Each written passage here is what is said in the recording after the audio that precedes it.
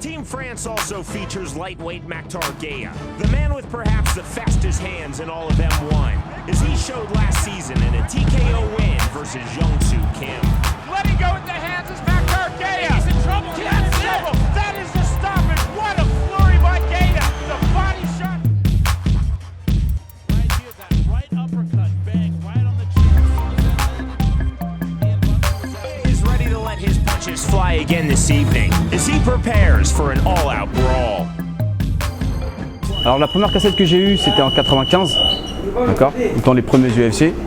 Franchement, je suis tombé amoureux de ce sport direct. J'ai dit putain, ça c'est violent, mais en même temps, je me suis dit, c'est l'aboutissement de tous les arts martiaux, il n'y a pas mieux, pour être le plus complet possible. Et après, j'ai fait, donc à l'époque, je faisais du karaté. Ensuite, j'ai changé, j'ai fait 6 mois de karaté. Après, j'ai fait que de la boxe thaï. Et après, je me suis lancé dans le free fight. Comment et avec qui? Alors moi, mes mentors, au début, de toute façon, il n'y avait qu'eux. C'était Loïc Pora et Cyril Diabaté. C'était des grands champions. Ce sont eux qui ont mis tout le système en place. C'est eux qui ont créé la première équipe. Et franchement, déjà d'aller s'entraîner, déjà de côtoyer ces gens-là, déjà pour moi, c'était énorme. Parce que j'étais enfermé dans ma chambre à regarder des karatés Bushido et je voyais leur tête. Je me suis dit un jour, faut que j'essaye au moins de leur ressembler, tu vois. Donc c'était tous, franchement à tous, hein, nos exemples, hein, ceux de ma génération en tout cas. Alors il y avait Cyril Diabaté, il y avait Loïc Pora.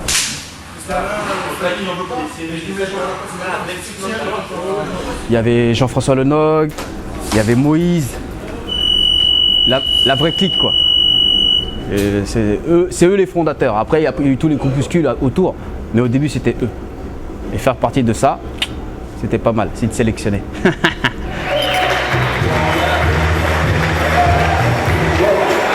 Alors au début, c'est bien beau, tu regardes les cassettes et tout ça, tu te dis putain, j'aimerais bien essayer et tout. Donc pour trouver des organisations à l'époque en 98-99, c'était pas évident.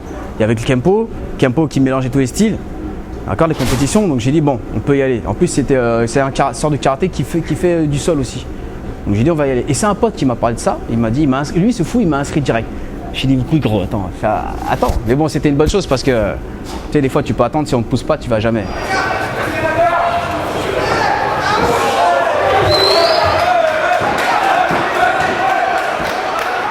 Ça allait très vite, hein. Déjà la grosse flip, l'adrénaline. Première fois qu'on monte sur un ring, en plus en France, j'ai dit putain, c'est quand même quelque chose, tu vois. Et donc du coup, après c'est que l'instinct. Hein. Faut pas parler d'expérience ni de comment faire. T'as toujours appris sur des combats, sur des cassettes. Bon, tu te jettes tu mets les deux pieds dans le plat quoi. Donc il me fonce dessus, j'esquive un sorte de front kick sauté, et puis j'essaie de lui mettre une rafale de coups de poing. Je le dérange un petit peu, il essaie de m'attraper au corps à corps, donc j'essaie de demander de faire tout de suite et puis j'ai réussi à le mettre au sol et puis le mettre KO quoi.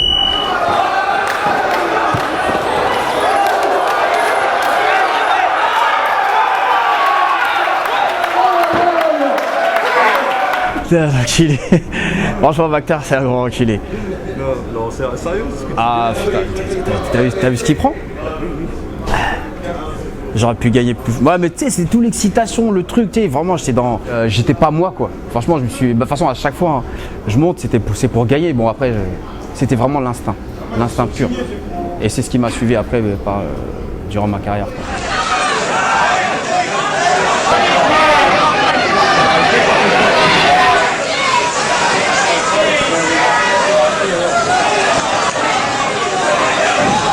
Là, ça aussi, c'est une petite anecdote, c'est qu'en fait, je suis parti m'entraîner avec Okajin, avec Pora qui donnait les cours, et puis c'était la Fresh Connection avec Cyril. Loïc m'a donné ma chance, parce qu'il a vu qu'en entraînement j'étais assidu et puis que je m'entraînais et puis j'en voulais. Donc il a dit on peut faire quelque chose avec ce petit, il m'a dit bon vas-y, on va te donner ta chance, donc dans un mois, tu as ton combat. Moi j'étais content, mais en même temps eu un stress de dingue. Alors du coup je me suis enfermé, et je suis resté dans ma salle et je me suis entraîné pendant un mois. Et Loïc, il a débarqué, il a commencé à me gueuler dessus, à m'insulter, me dire on ne voit jamais entraînement, qu'est-ce que ça veut dire? J'ai dit si, je m'entraîne, t'inquiète, mais bon, il me dit non, il faut que je te voie et tout, donc c'est ici que ça va se passer, c'est moi qui dois juger si tu dois partir ou pas, et si t'es pas content, de toute façon tu combattras pas. Et je lui ai dit là, excuse-moi, je savais pas de ça, machin, et puis il m'a dit bah vas-y, il m'a donné quand même ma chance parce qu'il savait que j'étais sérieux, et puis ça a bien marché.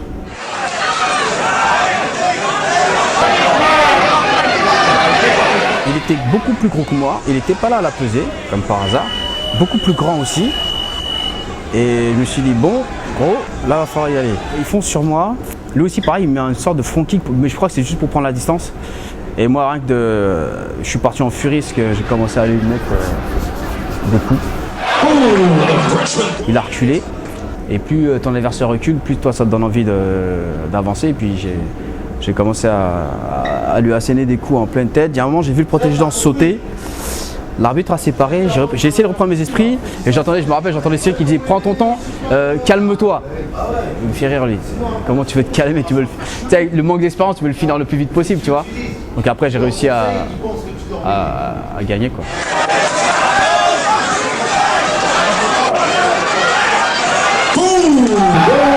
Aussi, j'ai été influencé aussi beaucoup par, pour moi c'est mon idole, hein, c'est Igor Vovchanchyn. Alors lui, j'ai dit, un petit bonhomme comme ça qui arrive à descendre des montagnes. J'ai dit donc c'est possible, les petits sont pas condamnés alors.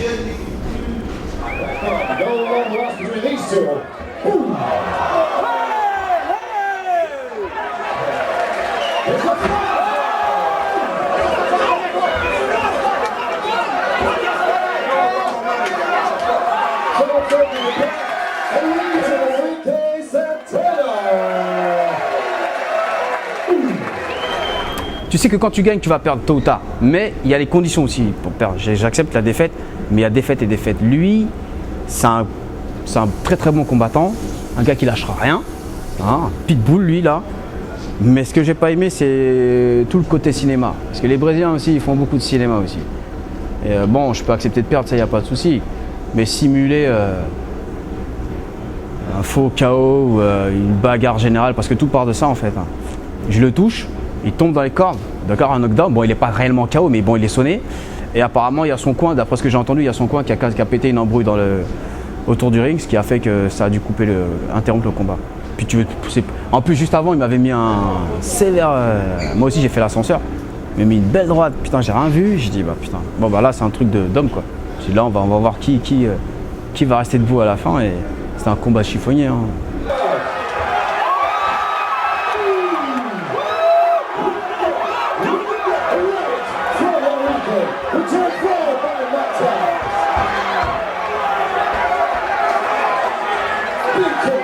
Bon, après avec l'expérience, bon maintenant j'ai 33 ans, là je parle plus posément, enfin j'essaie de plus quand je combats, de plus combattre avec ma tête.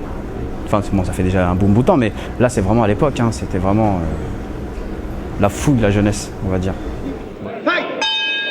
Ladies and gentlemen, first round.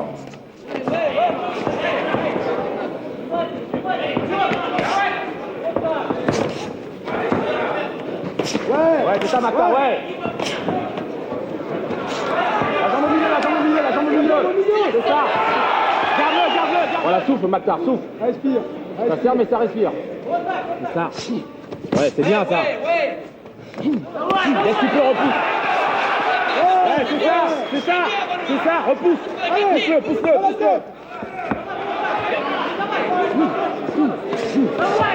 c'est ça, bien Mactar. Mactar, faut que vers lui, tu tournes. Vers lui, Mactar, faut tourner. Vers lui, Mactar. Vers lui.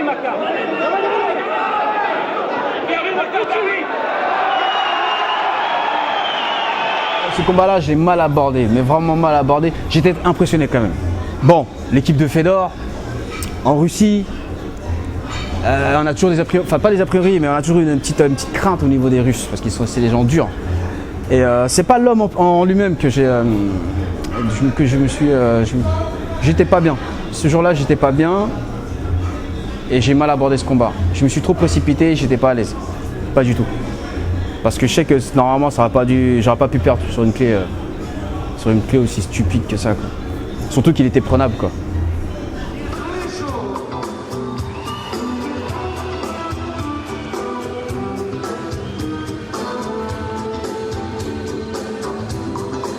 Ensuite, il y a eu le combat contre Malutine, ouais. Et contre Oganov, quand je suis rentré chez moi, je me suis fait un peu tirer les oreilles. On m'a dit que t'as pas bien abordé le combat, je savais très bien, et puis ils avaient carrément raison. Donc j'ai dit, bon, retourne en Russie pour reperdre, ça va pas le faire quand même. Donc j'ai adopté une stratégie, c'est dans le sens où je savais que lui, il allait m'attendre. Et il s'attendait à ma boxe. Et C'est lui, il boxe, donc je me suis dit, je pense que lui, il va venir au sol. Il va essayer de faire de la lutte et du grappling. Donc je me suis entraîné pour, et je me suis entraîné contre les takedowns, quoi. Donc j'ai beaucoup travaillé les sprawls et j'attendais mon adversaire. Ce qui fait que c'est pour ça que j'ai pris mon temps. J'ai voulu construire le combat et le gagner surtout. C'était important pour moi, en plus c'était pour l'anniversaire de Fedor. Je voulais montrer aussi que j'étais pas qu'une brute qui cogne des 2 points et qui fonce bêtement. Donc j'ai pu travailler avec ma tête et j'ai essayé d'attendre l'opportunité. Si je pouvais le mettre KO, je l'aurais mis KO, mais j'ai préféré attendre. Donc pour ça, j'ai pris mon temps, quoi.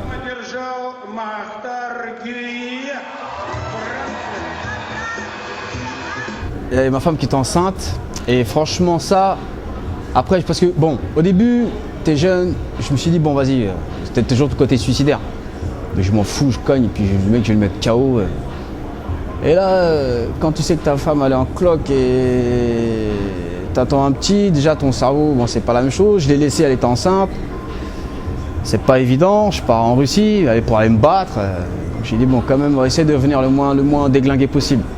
Donc pour ça j'ai essayé de me poser et puis ça m'a mis franchement, même dans ma boxe et dans ma vie en général, l'arrivée de mon fils, moi, ça m'a fait prendre beaucoup de choses. Donc je me suis plus posé.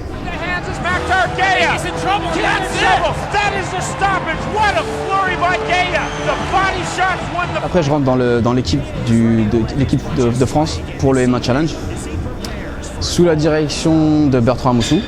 Donc au bout de 2 ans d'absence, on me rappelle. Et Bertrand il me dit qu'il nous manque un mec à 70 kg, est-ce que t'es chaud? Je dis ouais je suis chaud, vas-y, bah, laisse-moi juste le temps de me préparer et puis on est reparti. J'avais envie de combattre, moi j'en pouvais plus. Donc là, dans ma vie ça s'est stabilisé. On part à Kansas City, j'affronte un Coréen. Apparemment quelqu'un de solide et de côté. Hein.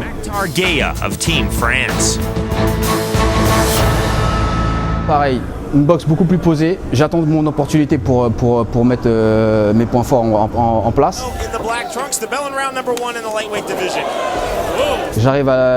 J'ai beaucoup travaillé le sol et les défenses contre les takedowns, donc les sprawls.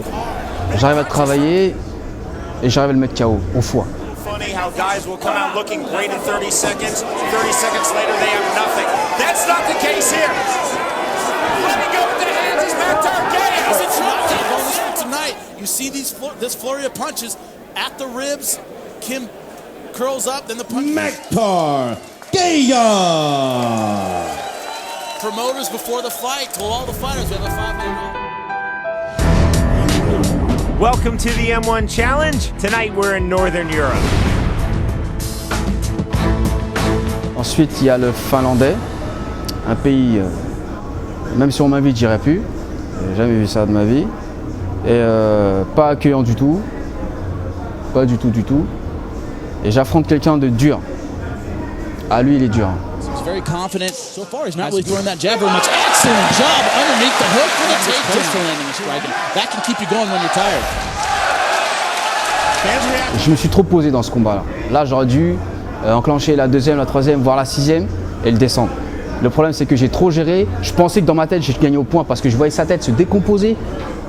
Il était rouge. Je me suis dit, bon, bah, faut pas être con aussi. Tu vois que le mec, je suis peut-être sur le dos, mais lui, il en prend plein la gueule. Et il est rouge vif, donc il faut pas exagérer, quoi. Et il ne me touchait pas spécialement. Bon, il a fait quelques amenées au sol, des belles amenées au sol.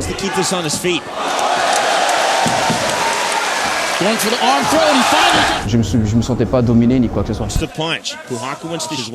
Amoussou, hey, just have to win this round. Il gagne. Là, par contre, cette défaite, j'étais vraiment déçu. Vraiment déçu parce que je pense pas qu'elle soit juste, cette décision. Bah après, ça fait partie de la carrière d'un combattant, donc tu passes à autre chose vite fait. Hein. Jose Luis Zapater at the end of the second round from those left hooks. Gaya action. There you see this side mounts. Almost moved into the north-south to Zapater. Huge kick. That is illegal. Après ça, il y a eu l'Espagnol. Lui, c'est un comédien. Et lui, je vais reprendre ma revanche. Lui. Même le Finlandais, si c'est possible, je la reprendrai. Et l'Espagnol encore plus. Parce que bon, j'avoue, il prend un bon coup dans la tête. Bon, c'est l'instinct qui parle, hein. Je le shoot en pleine tête. Ce combat-là, j'ai pas très bien combattu non plus. Parce que normalement, lui, j'aurais dû le finir encore plus rapidement que les autres. Hein. Et bon, un combat se passe toujours pas comme on voudrait, tu vois. Et je perds par disqualification. I think that's a deserving call. That was a hard hit. It was an illegal hit. And Ça fait chier, ça. Parce que normalement, là aussi, normalement, c'est un combat que j'aurais pu gagner quand même. En toute modestie, hein, sincèrement. Incredibly even fight. Stop with the left hand by Gaya. Gay is very good with that lead foot. We saw him use against the leg. Now with strikes, that's a different story. We're seeing some nice punches here, Sean. Gay refusing to be held down. Very good at standing up. Ian Butlin of Team England versus Maktar Gaya. No one in all of MMA can match. Ian Butlin. On m'avait dit que c'était un cogneur. On m'a dit d'aller sur internet et voir ses vidéos. J'y suis allé. Et effectivement, il a un bon palmarès en boxe anglaise. C'est un mec qui gagne ses combats debout. Puis les Anglais, c'est tous des bagarres et c'est des têtes de mule. Ils sont durs. Hein. Donc j'ai dit ok. Bah, là, je savais qu'il y avait un bon challenge à relever. Et là, je me suis dit, si lui, j'arrive à l'accrocher, c'est pas mal. Arrivé là-bas, donc je le rencontre à la pesée, seulement à la pesée. Et dans le palace où on était, ça parlait. Donc ça prenait des cotes. Entre combattants, ça pariait. Et donc apparemment, ma cote a été la plus faible parce qu'ils pensaient plus que tout ce que l'anglais allait gagner, quoi. Donc j'ai gagné des sous. Hein. Et donc l'anglais, on était à la pesée. Il y a une petite anecdote, c'est qu'on est à la pesée, il n'était pas au poids. Donc l'organisateur du M1 lui dit bah Coco, tu vas aller transpirer, tu vas revenir au poids. Il revient au bout d'une heure, il est toujours pas au poids. Il avait 600 grammes de trop, je crois. Et je vois sur sa tête, il était complètement fatigué, mais décomposé. Et je lui dis, je vais le voir, je lui dis bon écoute, de toute façon, même si tu les perds là tout de suite, tout à l'heure tu vas les reprendre. Donc je vais le voir Yann et Butlin et je lui dis bah vas-y, laisse tomber. Il va dire à l'organisateur que pour moi c'est bon, quoi, je m'en fous. L'organisateur lui il a rien voulu entendre, il a dit t'as fait le poids toi, et ben lui aussi c'est à lui de faire son boulot comme un pro, sinon il est disqualifié. Alors je suis parti le voir et je lui ai dit t'as vu, c'est à toi de voir, moi là je sais plus. Hein. Alors Bertrand est parti voir l'organisateur en insistant en disant bon c'est pas la peine, c'est pas grave, il a pas fait tout ce chemin pour rien.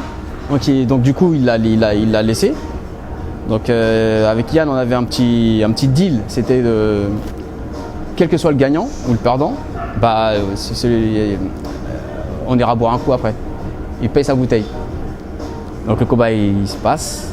Il me rentre dedans comme jamais de ma vie on m'était rentré dedans parce que après le gong il a retenti, que tu prennes conscience que tu es sur le ring encore, qu'il était déjà sûrement à prendre un coup dans le nez.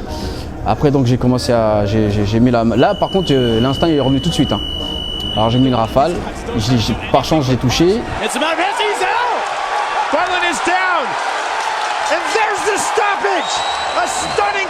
Je l'ai mis KO. Voilà. Et il a pas voulu payer sa bouteille. Salaud. Out, and that's the end of the fight. Beautiful job by Maktar Gaya. Right here, that right uppercut, bang, right on the chin. As soon as that landed, Ian Butlin was... Nous les Français, on n'est pas respectés dans le monde du M1, du free fight, pardon, parce qu'il n'y en a pas en France. Comme ça n'existe pas, et c'est venu tard.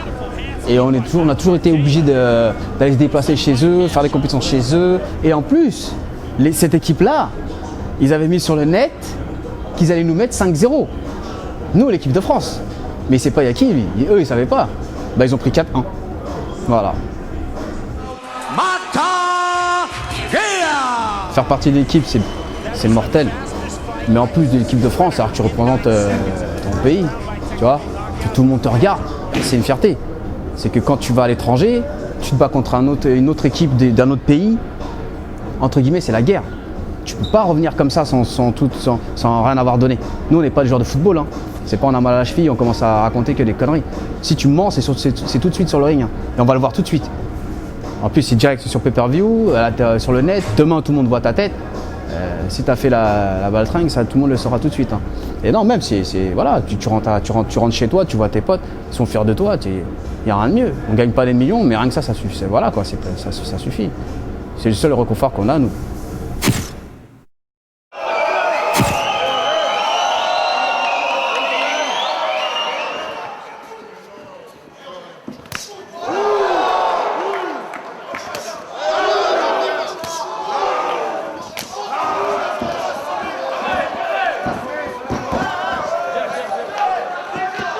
Lors du combat à Strasbourg, j'ai affronté Aurélien De Vogue, champion du monde de kick, de full, un excellent combattant, qui lui aussi, c'était sa première en free fight, hein, qui a accepté qui va Noisy le Grand aussi, qui a accepté de combattre et tout.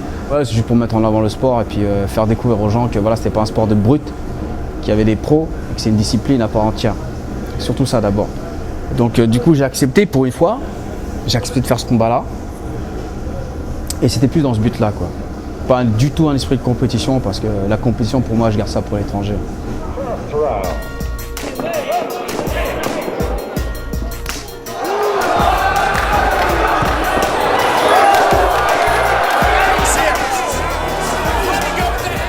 D'où me vient cette fouille? Ça, j'ai ça en moi, hein. Et quand je fais quelque chose, je le fais à fond, sinon c'est pas la peine. Si je joue au foot, c'est pour gagner. Si je combats, c'est pour gagner. C'est pas pour participer. Participer, ça n'existe pas, ça. Participe pas, tu vas dépenser l'énergie, t'entraîner toute ta vie pour participer. C'est quoi ça? Je joue ou je joue pas? Parce que moi, je suis feignant. Alors je fais ou je fais pas. Alors mon avenir dans l'MMA, je le vois en tant que prof. C'est-à-dire que je vais ouvrir des clubs, entraîner, essayer de découvrir des jeunes talents et puis les faire combattre. Et promouvoir le sport à fond, à fond, à fond, à fond, à fond. Parce que maintenant, comme je disais tout à l'heure, je commence à être vieux. Pour ce sport-là, bien sûr. Hein. Puis on a commencé avec rien du tout. Donc voilà, je suis plus dans le sens où à laisser la place aux autres que de persister et de dire que c'est toujours moi le meilleur. Ça, c'est pas vrai. Ça. Je suis pas rendu couture, hein. Je peux pas combattre jusqu'à 40 ans. Puis j'ai une vie de famille aussi.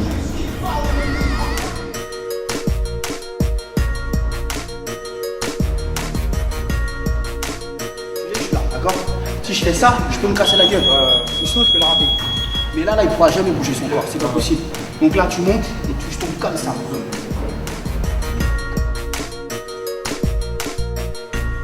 Non, mais tout ça. Là, je te jure. Ça va faire. Là, t'es là, tu fais juste ça. Regarde. Je parle même pas. J'appuie un peu. Ouais, je me sens bien. T'appuies là, et tu rates. Ça casse. Ma parole, je suis sûr que ça casse ici. Mais tu casses les côtes parce que les côtes, tu sais, tu respires. La pression, ça fait. C'est ton poids, ta pression contre le sol. Plus la force. C'est bon, on est cuit, le mec.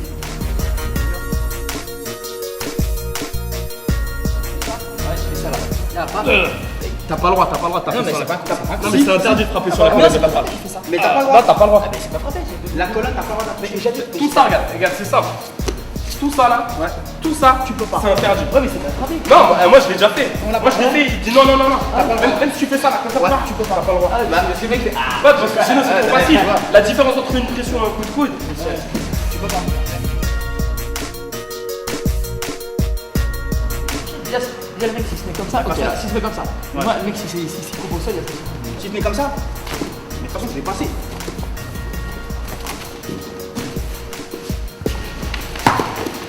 Obligé de passer, mec. Ouais, mais au pire, il est ses deux pieds sur moi et j'ai mon match comme ça, je suis sur le certain. Ah, je suis pas. Moi, là, je suis pas. je vais shooter plus d'un.